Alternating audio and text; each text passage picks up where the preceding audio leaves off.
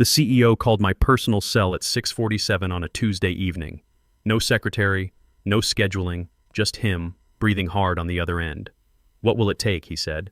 I was 60 years old, 27 years at Hartwell Manufacturing, never heard a man sound that desperate. "Leonard Mitchell. That's me, and I'm going to tell you how I got a CEO to beg. Started 3 weeks earlier. The champagne cork hit the ceiling tile, bounced off that motivational poster about innovation. Nobody noticed.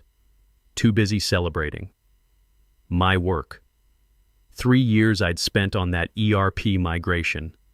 COBOL, mainframe to cloud infrastructure.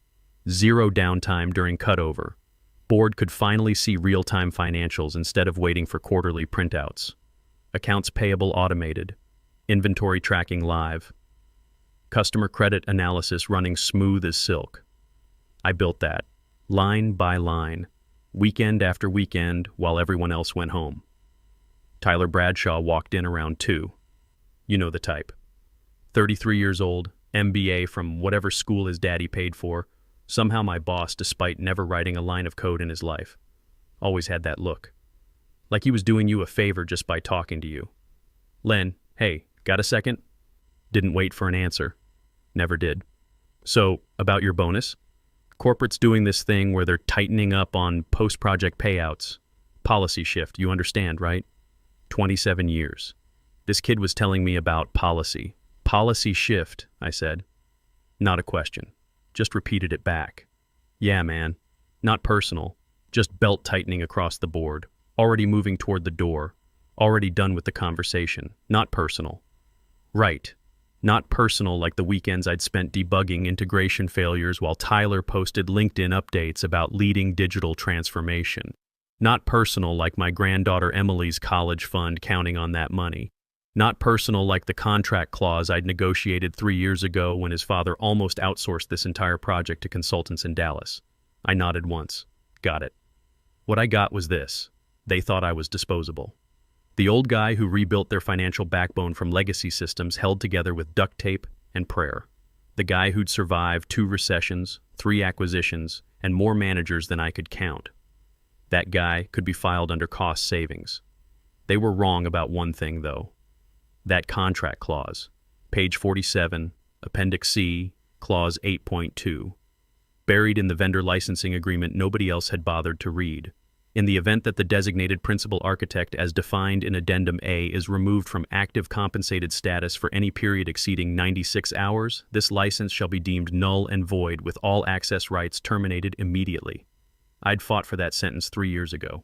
Tyler's father wanted to cut me loose. I was 57 then, too expensive, too set in my ways, not agile enough, whatever that meant. So I called the vendor's legal team, explained the situation, made sure my name got written into that contract in permanent ink. If they wanted to use the software running their entire financial infrastructure, I had to be employed and paid, just in case, like now. I walked back to my desk. Party noise faded into background static. Inbox full of requests, reports, questions about architecture. Everyone wanted something. I gave them what they needed. Professional. No edge. But something clicked.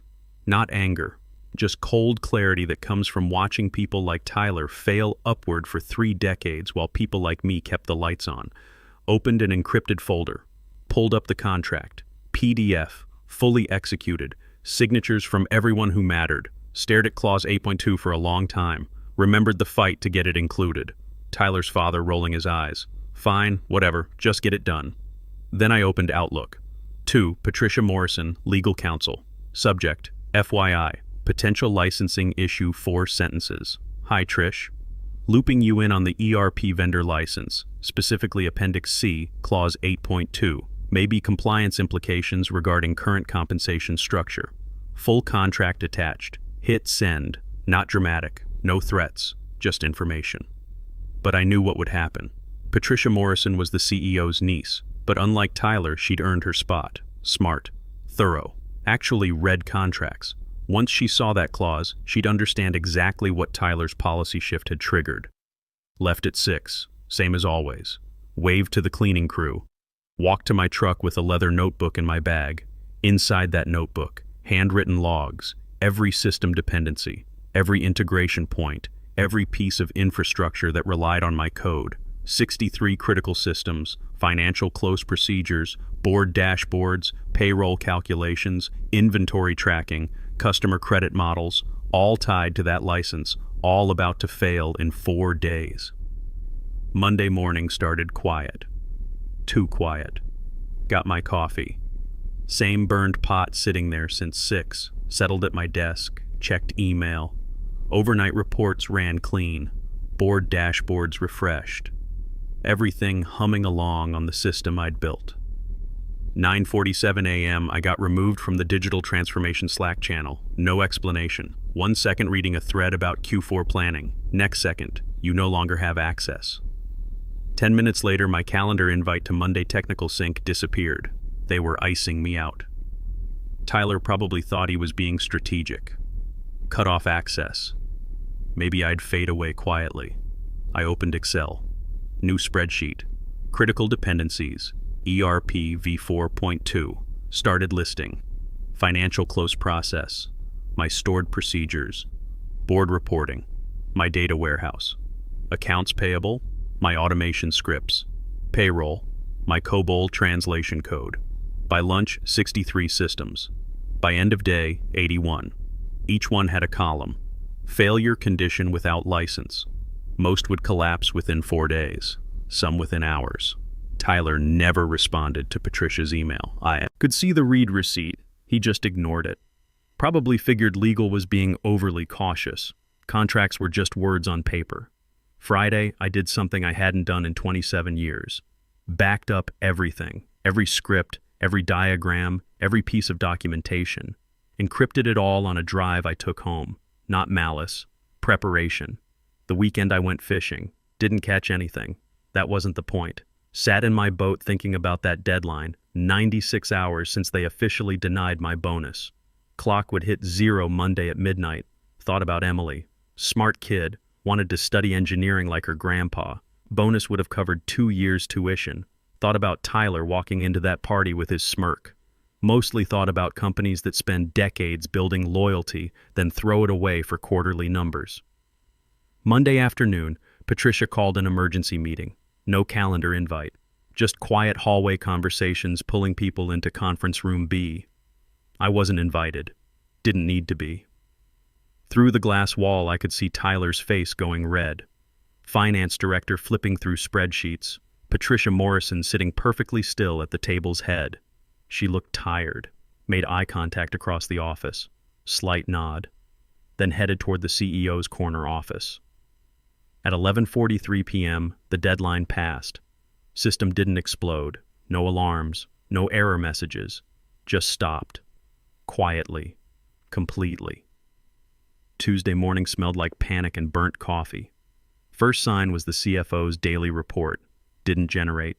No email, no dashboard refresh, just nothing. By 7 a.m., help desk was fielding calls from every department. Systems down, dashboards blank, data not loading. By 8, the vendor's automated compliance system had scanned our license status. One line came back. License invalid due to breach of contract clause C 8.2. Contact account holder for reinstatement. Account holder was me. I was at my desk. Terrible coffee in my chipped mug. Watching it unfold. Every executive dashboard showed the same thing. Authorization failure, contact system administrator. Financial reporting, locked. Accounts payable, frozen. Inventory systems, read-only mode. Payroll, running on cached data that would expire in 72 hours. Tyler tried to spin it. Sent an all-staff about temporary vendor authentication issues. Said it was working on it. Patricia Morrison replied all. One sentence. This is a licensing breach, not a technical issue. That's when people started to understand. By 9, the CEO had called an emergency meeting, executive level only, conference room filled with people who'd barely looked at me in 3 years. Could see Tyler through the glass, gesturing at his laptop, talking fast. His father's face went from confused to concerned to stone. Patricia slid the contract across the table, pointed to page 47. Started explaining what Appendix C, Clause 8.2 meant in plain English. The CEO's assistant walked past my desk around 10:30, carrying her laptop like a live grenade, muttering under her breath. Vendor sent a follow-up at 11:15. Word spread fast through the office. Per licensing agreement, system access requires principal architect Leonard Mitchell to be in active compensated employment status. Current status? Breach. Estimated time to alternative compliance pathway, 90 to 120 days minimum. They couldn't just hire someone else. Contract required me. Specifically, renegotiating would take months. Legal review, vendor approval, system recertification. Meanwhile, every dashboard the board used to run the company was dark. You want to know what that looks like? Manufacturing company can't see inventory levels. Finance can't close the books. Sales can't track orders. Payroll's got 3 days before paychecks don't process, all because they stiffed me on a bonus. Around noon, the building got that funeral home quiet. Phones rang, but nobody answered. Slack channels were graveyards, confused questions, radio silence. People rebooting routers like that would fix a licensing breach. Marketing blamed IT blamed the vendor. Vendor sent back another brutal line. Your license is invalid. Contact your designated account lead. That was me, still sitting at my desk, working on a side project for a consulting gig I'd lined up. They'd be paying in actual money and respect. Already a better deal. 12:40 p.m., a kid from HR walked over. Tyler something. Not my Tyler. Young guy. Fear in his eyes. Deodorant stains down both armpits. Hey, Tyler was wondering if maybe you could help draft some transition documentation? Voice cracking. Just so the team can keep things moving? I looked up, blinked once. Documentation for a system I can't legally access anymore? Kid turned red. Well, yeah, but just like, so we can... Tell Tyler I'm not available, I said. Even tone. And next time, don't send someone who doesn't understand what breach means. He nodded too fast, shuffled off. I went back to my terminal, quietly deleted my personal credentials from every sandbox instance. Not in anger, just closure. Meanwhile, HR made their move, tried to process a backdated bonus. Wasn't even subtle. Timestamp showed 11:04 a.m., hours after the breach notification. Labeled it manual adjustment, discretionary.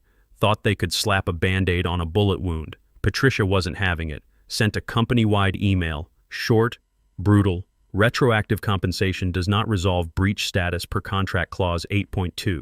Timestamp payment logs confirm violation. Platform remains unlicensed. Disclosure to vendor and investors will proceed. There it was, black and white, from legal. Still, Tyler tried to spin it. Overheard him in the hallway, telling someone from finance that maybe I could have just come to him directly, instead of escalating through legal. I'd sent him 3 emails over 6 months about compensation timing. Marked read. Never responded. The stupidity wasn't surprising. What shocked me was how committed they were to it. Flaming meteor headed for their quarterly report. Their plan was to hand me a Word doc template and hope I'd play ball. But I wasn't playing anymore. Wasn't even on the field. Walked past conference room B around 2. Inside, panic. 4 people on a video call, 1 crying, 1 pacing, Tyler gesturing at a spreadsheet showing nothing but error codes.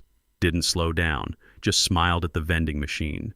Twix was sold out, still more reliable than their leadership. By 3, reality was setting in. The board had a meeting scheduled for Thursday, quarterly review. They needed those dashboards, needed the financial data, needed proof the company was running smoothly. Instead, they had blank screens and a licensing breach. Investor relations was scrambling. How do you explain to shareholders that your entire financial infrastructure is down because you didn't pay a bonus? Compliance was worse. SEC requires accurate financial reporting. Can't report what you can't access. Insurance was calling. Cyber liability policy had questions about the outage. Every hour that system stayed dark, the hole got deeper. I heard later what happened in that executive meeting. Patricia laid it out. Not just operational chaos, legal exposure. Every report they'd sent to investors using that data. Every board presentation. Every quarterly filing. If the breach wasn't resolved, all of it became questionable. Potentially fraudulent if they'd known about the licensing issue. The CEO asked one question. Can we fix this? Patricia didn't sugarcoat it. You had a fix. You decided a bonus wasn't worth the policy exception. Tyler tried to talk. His father waved him off like a mosquito. How bad? The CEO asked. Disclosure to board and investors by Friday. Vendor compliance review. Possible SEC inquiry if financial reporting is compromised. And every day we're down, we're bleeding. Silence. Then, get me Leonard Mitchell's attorney. By 6, I was home. Fed the cat, poured 2 fingers of whiskey, sat on my back porch watching the sun go down. Phone buzzed. Text from Patricia. They want to talk. Tomorrow morning. Your terms. I didn't respond right away. Just sat there thinking about Emily's college fund, about 27 years of showing up, about Tyler's smirk when he delivered that not personal line, about the contract clause I'd buried 3 years ago like insurance nobody thought I'd ever use. Finally texted back, my attorney will send terms. 24-hour window. She replied immediately, understood. I finished my whiskey, went inside, opened my laptop. The proposal was already drafted. My attorney and I had prepared it 2 weeks ago, before launch, before Tyler got cute, before any of this. We knew. Subject line, reinstatement terms, 24-hour response required, 3 bullet points, full payment of withheld bonus, plus 40% breach penalty, buyout of out. Contract clause, allowing immediate retirement with consulting option. Written acknowledgement of contributions to be read at next all hands and published in company records. Dollar amount at the bottom, $627,000. Forwarded it to Patricia, copied my attorney. Then I went to bed. Slept better than I had in weeks. Wednesday morning, my phone started buzzing at 6:15 a.m. Not my work cell, my personal cell. The number I'd given to maybe 5 people at Hartwell in 27 years. Didn't answer, made coffee instead. Scrambled some eggs, fed the cat. Phone kept buzzing. By 7, I had 12 missed calls, 8 voicemails, didn't listen to them. Knew what they'd say anyway. Sat on my porch with my coffee. Watched the sun come up. Thought about going fishing. Phone rang again. This time I looked. Patricia Morrison. Answered on the 4th ring. Morning, Trish. Leonard. She sounded tired. They want to meet. This morning. Your attorney can attend via video. They have my terms, I said. I know. They're reviewing. 24 hours. That was the window. Silence on her end. Then, the board meets tomorrow. They need an answer for investors. The breach is... I know what the breach is, I said. I built the system. Leonard. Her voice dropped. Between us? You're right. You were always right. But they're panicking. Tyler's father is... She paused. He's scared. Good, I thought. But didn't say it. Meeting's at 9, she said. Conference room A. Just hear them out? I checked my watch. 7:42. I'll think about it, I said. Hung up. Finished my coffee. Thought about Emily. About 27 years. About that smirk on Tyler's face. About the number in my proposal. $627,000. At 8:30, I called my attorney. They're going to lowball, he said. Hold firm. I know. And Leonard? You don't have to take the meeting. We can do this through counsel. I know that too. But I wanted to see their faces. Got to the office at 8:55, 5 minutes early. Old habit. Patricia was waiting in the lobby. Led me to conference room A, the big one. Floor-to-ceiling windows. View of downtown. Inside, the CEO, CFO, head of HR. Tyler in the back corner, looking like he'd been told to sit there and shut up. My attorney on the big screen. Video call. CEO stood up when I walked in, extended his hand. I didn't take it, just sat down. Leonard, he said, thank you for coming. Didn't respond, just waited. He cleared his throat, looked at papers in front of him.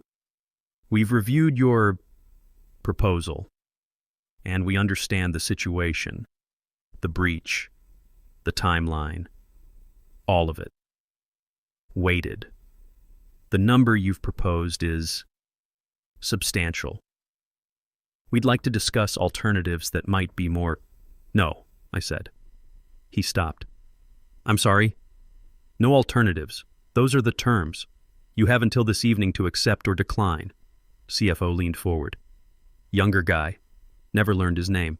Mr. Mitchell, we're talking about over $500,000 for what amounts to a contractual technicality. Technicality? I looked at him. Your entire financial infrastructure is down. Board meets tomorrow. You can't report earnings, can't process payroll by Friday, can't tell investors why their dashboards are blank. That a technicality? He shut up. CEO tried again. Leonard, you've been with us 27 years. We value that. We value you. This is just... It's a difficult budget year. Board's watching expenses closely. If we could find middle ground... You valued me so much you denied my bonus for policy reasons, I said. You valued me so much my name wasn't in the post-launch report. You valued me so much Tyler here removed me from Slack channels on Monday. Tyler shifted in his chair. Didn't look up. You had middle ground, I continued.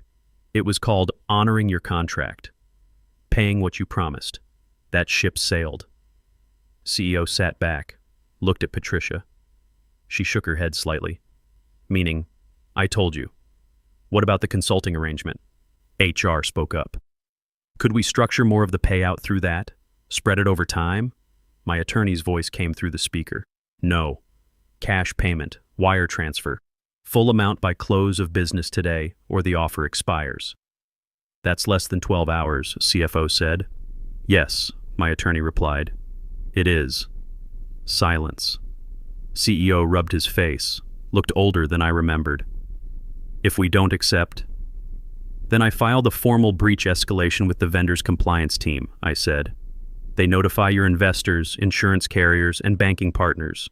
You spend the next quarter explaining to the board and SEC why you can't access your own financial data. Meanwhile, your competitors are watching. Your customers are nervous. Your stock price is tanking. More silence. You also lose the consulting option, my attorney added. Leonard walks. Completely.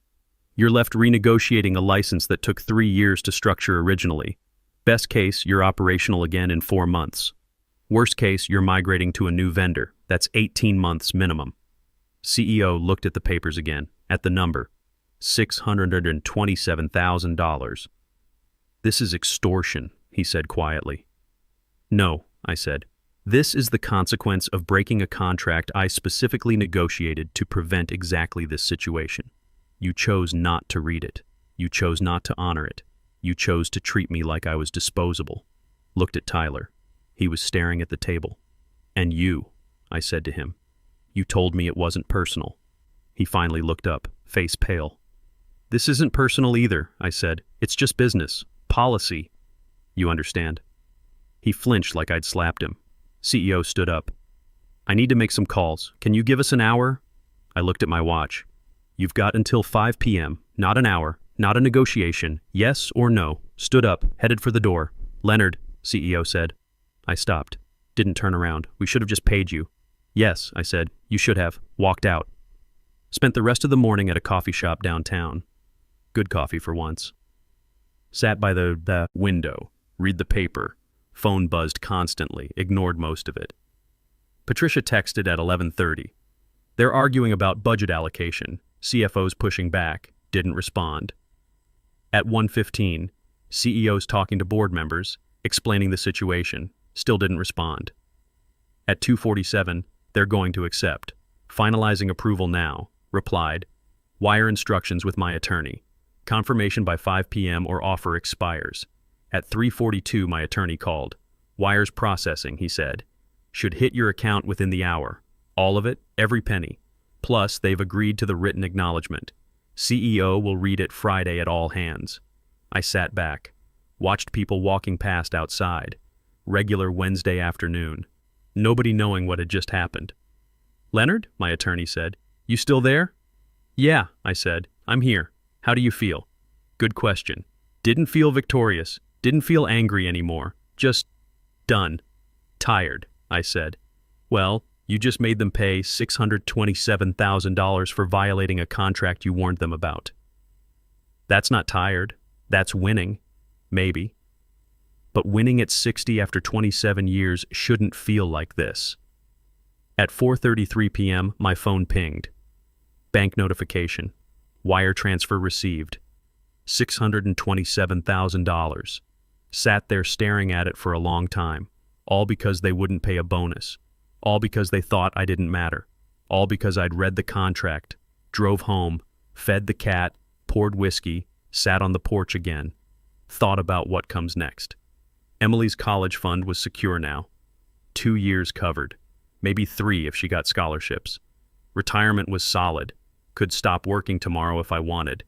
But the consulting offer was still on the table. My terms, my hours, my rate. Phone rang at 6:47 p.m. That's when the CEO called my personal cell. And that's when I realized they needed one more thing. They needed me to say yes. What will it take? That's what he said. The CEO, 6:47 on a Tuesday evening. I was at home, whiskey in hand, cat on my lap. Take for what? I said. To turn it back on, the system. We need it operational by tomorrow morning. Board meeting's at 9. I took a sip, let him wait. You already have my terms, I said. The money's transferred. You got it, right? I got it. So we're square. You can reactivate the license now. I almost laughed. Almost. That's not how this works, I said. What do you mean? You got paid. We accepted your terms. The payment reinstates the license legally, I said. Doesn't mean the system comes back automatically. Someone has to do the work, coordinate with the vendor, verify the compliance, rebuild the authentication layer, test everything. Silence on his end. How long does that take? He finally asked. Depends. On what? On whether I'm doing it. Could hear him breathing, calculating. The consulting arrangement, he said. 300 an hour, 20 hours a month. You'd do it? Maybe. Leonard, please, we need an answer. Finished my whiskey.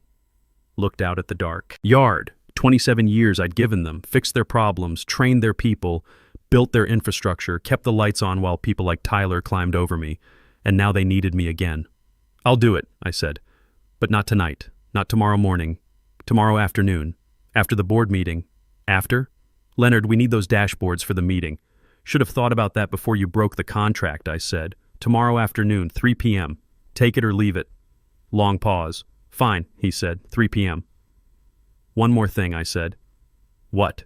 Tyler's not in the room when I work, not on the calls, not involved at all. I deal with Patricia and IT directly. Done. Hung up, sat there for a while, thinking about what I'd just agreed to, not going back full time. Never that. But consulting? On my terms, my schedule, my rate? Yeah, I could do that. Because here's the thing. I didn't hate the work. I hated being disposable. Thursday morning, I didn't go to the office, slept in, made a real breakfast, eggs, bacon, toast, read the paper cover to cover, phone buzzed around 8. Patricia. Board meeting started. They're asking about timeline. Replied, 3 p.m. like we discussed. At 9:15, CEO's reading your acknowledgement now. Didn't respond to that one. At 11:30, she sent a photo. The all-hands presentation. Slide on the big screen. Enterprise resource planning. Success. In recognition of Leonard Mitchell. Bullet points below. 27 years of service. Principal architect. Led the COBOL to cloud migration. Critical to company infrastructure. My name. Finally. Patricia's text. He read it word for word. Tyler was there. You should have seen his face. Should have. But didn't need to. At 2:45, I drove to the office. Patricia met me in the lobby. Walked me to a conference room. Not the big one. Small room. Quiet. IT director was there. Senior engineer I'd trained 5 years ago. Good kid.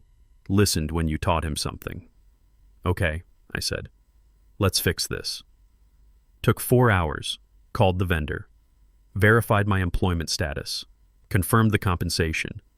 Walked them through the reinstatement process. Reset the authentication keys. Rebuilt the access controls. Tested every integration point.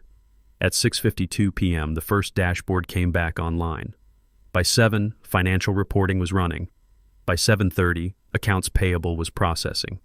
By 8, everything was humming again. Like nothing had happened. Except, everything had happened. The IT director shook my hand. Thanks, Leonard. We couldn't have done this without you. I know, I said. Wasn't arrogance, just fact. Packed up my laptop. Headed out. Patricia caught me at the elevator. You did good, she said. I did my job. More than that. She paused. For what it's worth? I'm sorry. The way they treated you. It was wrong. I believed her. She was one of the good ones.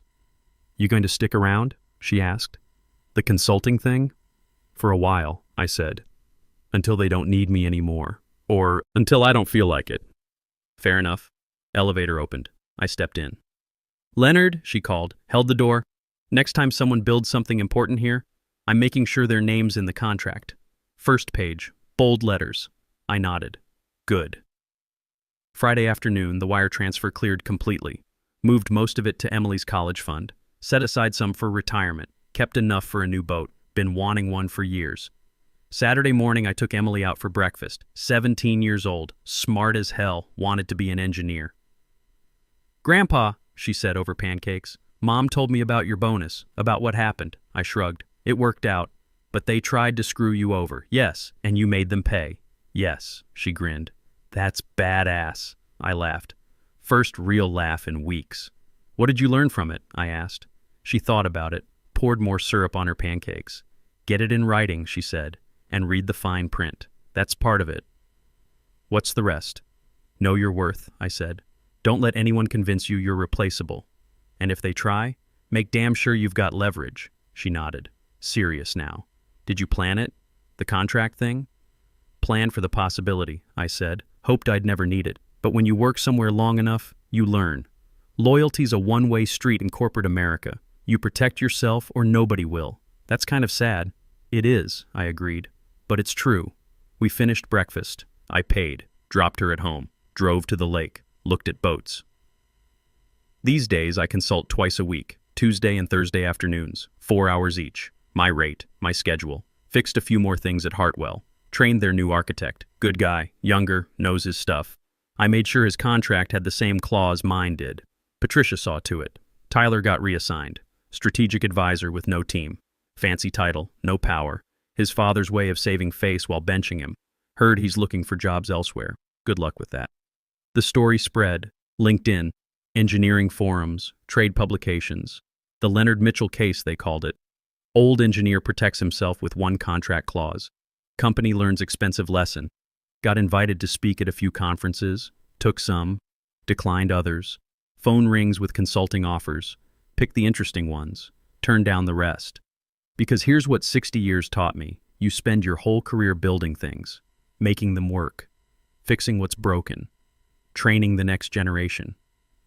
And somewhere along the way, companies forget that infrastructure doesn't maintain itself. That expertise isn't replaceable. That the quiet guy in the corner who never complains might be the only thing keeping the lights on. They remember eventually, usually when everything goes dark. I'm fishing more now. Got that new boat, nothing fancy, just reliable. Sleep better than I have in years. And somewhere in Hartwell's server room, the system I built keeps running, efficiently, reliably, with my name in the documentation where it belongs. That's not revenge, that's just making sure the record's straight. Because after 27 years, I earned that much, and a whole lot more.